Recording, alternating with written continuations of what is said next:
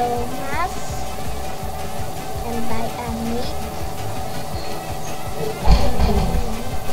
Nou, we hebben heel veel gezien en we hadden ook een walvis gezien in het museum.